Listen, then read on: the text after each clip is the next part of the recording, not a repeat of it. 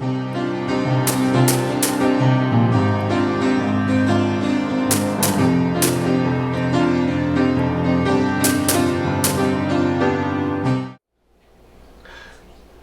folks, HR Funk here. Once again with my trusty M1903A1 Springfield rifle. A few months ago I made a video review of this rifle, and finally yesterday I got a chance to get out to the range and do some shooting with it. And in just a little bit in this video I'm going to transport you from the shop here out to the range, and we're also going to travel back in time to yesterday, and you'll have a chance to see exactly how this rifle shot. But before I do that, I wanted to point out a couple of things. The first is the sling on this rifle. Now you might be thinking, what's so special about a sling? This is a special rifle to me because it came from one of my friends who is a tremendous rifleman in his own right. And it is an exquisite example of our country's last bolt-action military service rifle.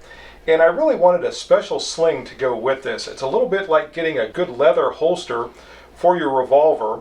And I contacted Turner Saddlery, and in fact I contacted Richard Turner of Turner Saddlery, and I hope he doesn't mind me saying this, but he is a viewer, and I contacted him via email, and I told him I wanted a special sling for this rifle, and he made one that is truly exquisite.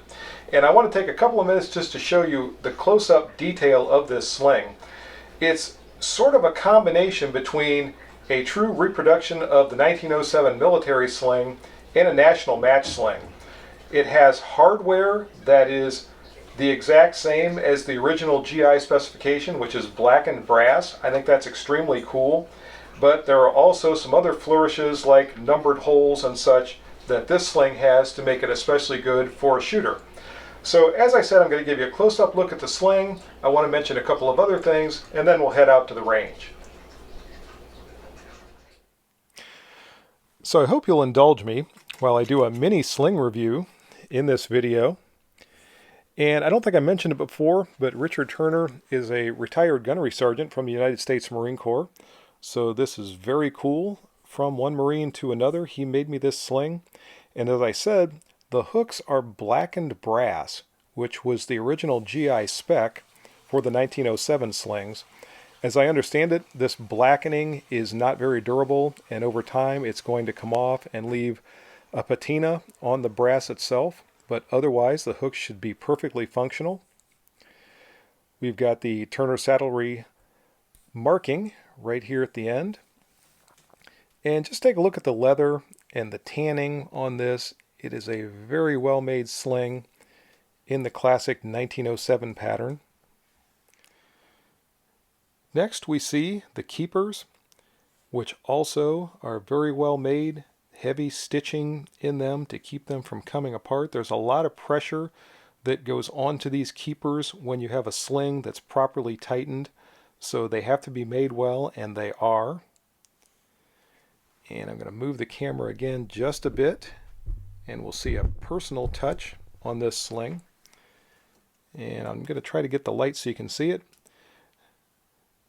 The Good Gunny added my initials here, HR Funk, and also Corporal USMC. How cool is that? So I've got my rank from when I got out of the Marine Corps, as well as a classic Marine Corps emblem.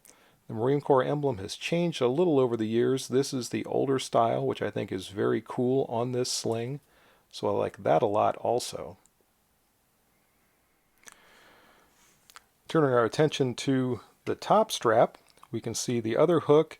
And one of the touches that makes this very nice for shooters is the holes are numbered, so you can note which hole you need to put your hook in order for the sling to tighten properly for you when you're in your shooting positions. So that's a nice touch. Again, a deviation from the traditional 1907 military sling, but very nice for shooters.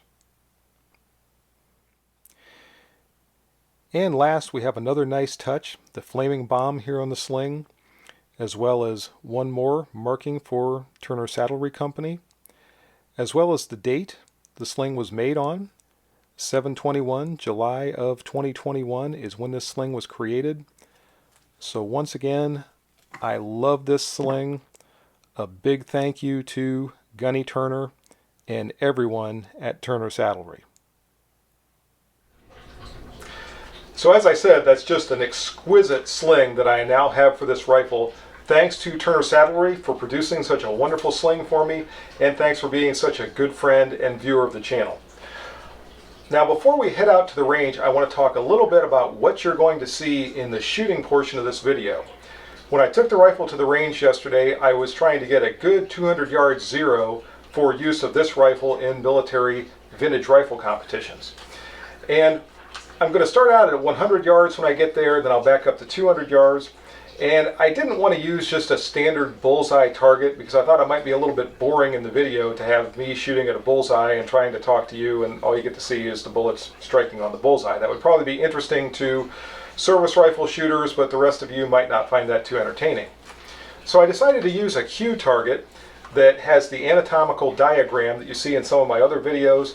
And the problem with that target is there is a white target board at the range where I was shooting, and with that target over the top of it, when I'm looking through the aperture of the sight, and I'll try to bring this up here and give you an idea of where that aperture is. Right here, when I'm looking through this little aperture, that Q target washes out on the white backboard of the target stand. So what I had to do was put a black, it's basically a stick-on 10-ring circle like we would have in the service rifle matches, and that gives me a good aiming point that I can actually see when I'm looking through the sights. And I thought the other neat thing about this is it gives these shots some context. When you see bullets striking a bullseye target, maybe that doesn't convey exactly what that would look like at the varying distances when this rifle was used for its intended purpose, which was a battle rifle, and you would be engaging enemy personnel.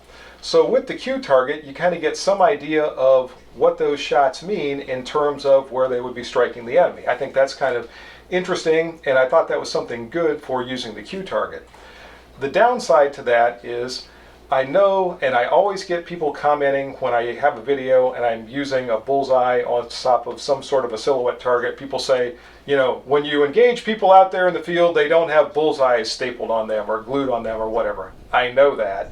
But I really needed to have that in this instance just to give me a good aiming point when I was shooting at the target.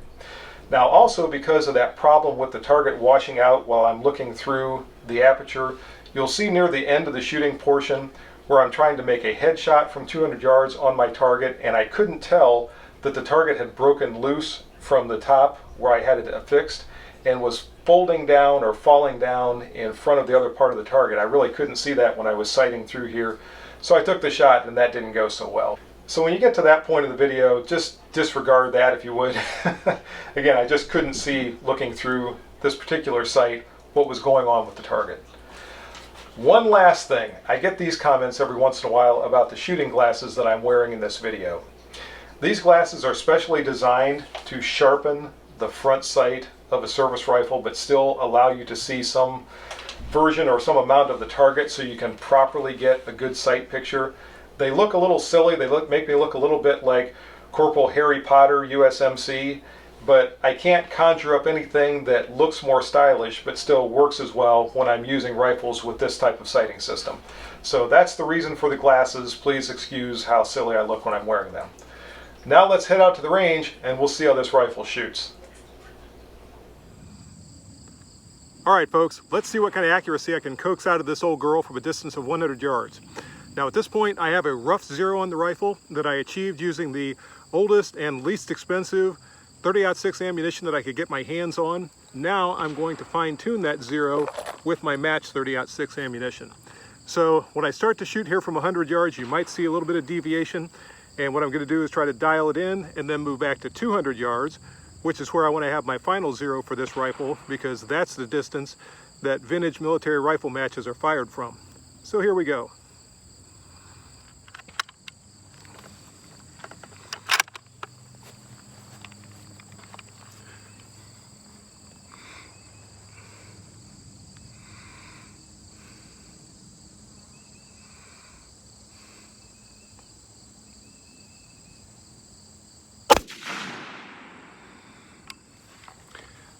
Shot looked good when it broke.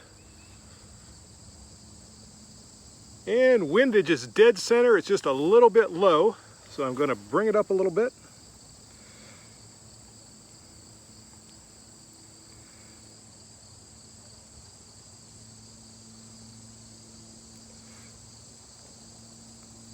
The sights on the 03 are very good for shooting. They give you a great sight picture. They're not quite so great for adjusting. So now let's try another round and see if we're up a little closer to where I want it to be.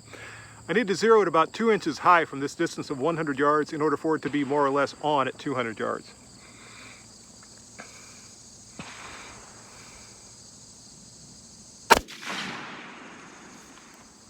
Okay, that was another one that looked good, felt good.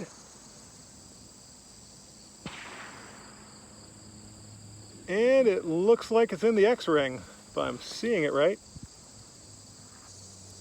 It's very hard to see in the black part of the target, but I believe that's right at about 2 o'clock in the X-ring. So not bad. I'm going to bring it up just a little bit higher. Like I said, I need to have it about 2 inches high from this distance of 100 yards. So I'll make another sight correction here.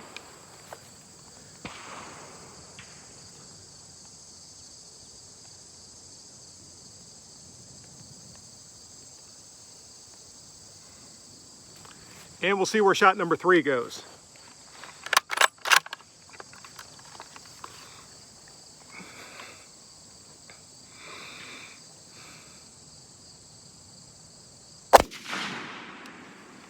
Another shot that looked good, felt good. And that might be a little bit too high. So I'll come back down just a bit.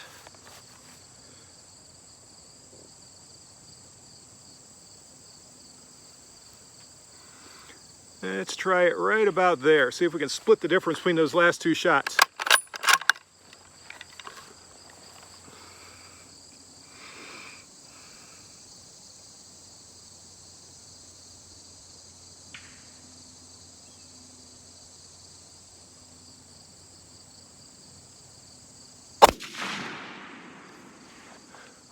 That one felt like I pulled it just a touch to the right.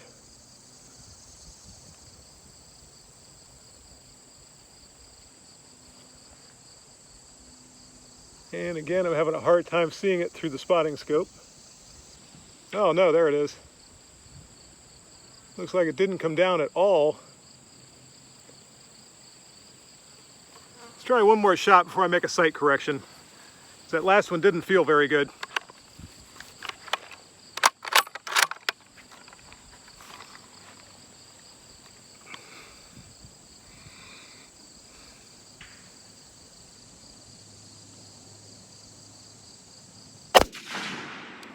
That felt better.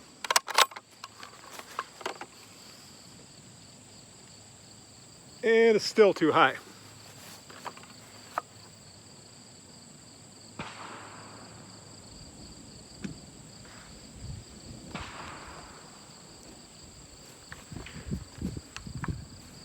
All right, one more from 100 yards here.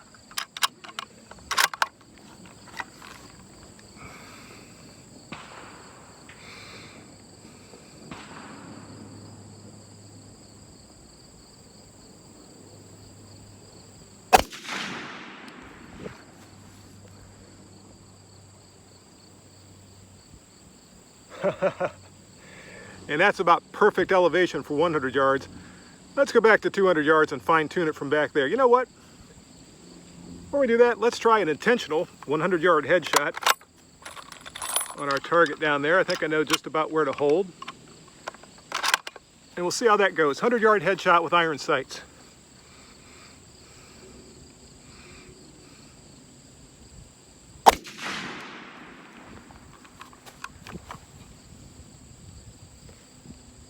I think I got his attention.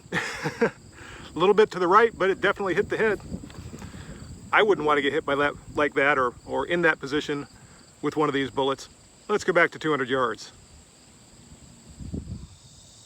And just like that, I'm back here at the 200-yard line. Now, based on that last shot that I fired at 100 yards, I'm expecting to hit a little bit low from back here, but we'll see. This is where I want to fine-tune the sight. And we'll just see how it goes.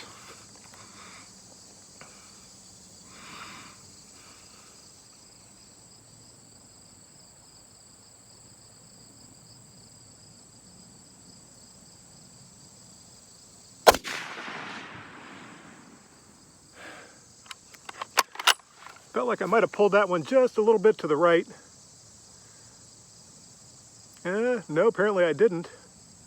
But it is hitting high, which surprises me. So let's bring this sight down just a little. Right about there. We'll see how that does.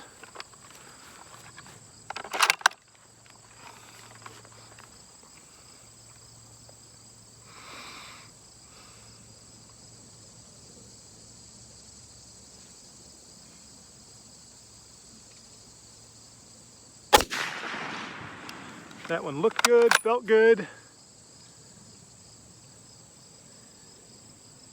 And it looks like it's in the 10 ring at about 2 o'clock. Not bad. Might need to make a slight windage adjustment here.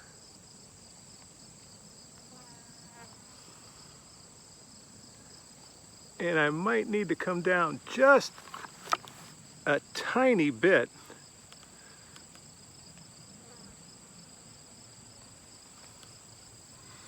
Let's try that right there and see how the second shot looks.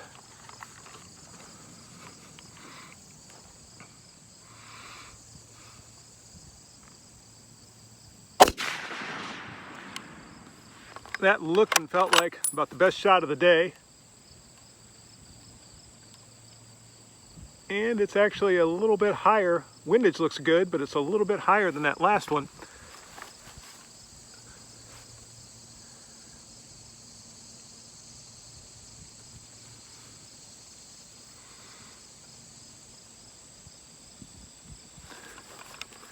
Try that right there for shot number 3. At least I'm keeping them in the black from 200 yards.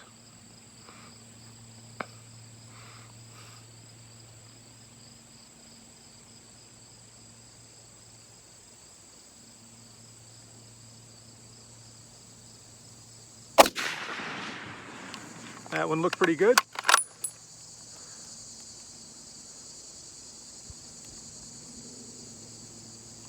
And I can't see that one. Can't see it through the scope. It's got to be in the black someplace, so it's a 10, maybe an X. I got one shot left. Let's try an intentional headshot from 200 yards. Then we'll walk down range and take a look at the target.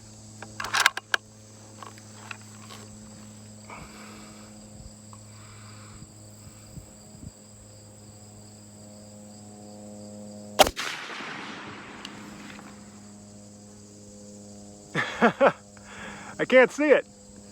Looks like the target tried to dive out of the way. I'm gonna have to check that when I get down range too.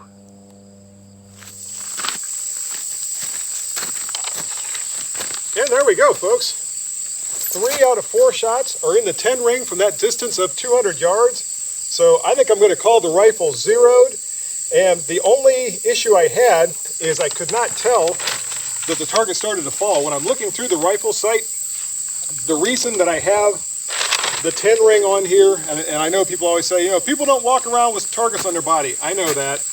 But through the rifle sight with this white target backing, I really cannot see this Q target, especially from that distance of 200 yards. And I couldn't even tell if the target started to fall when I went to take the headshot. So I pretty much had to guesstimate about where the head was when I fired the shot.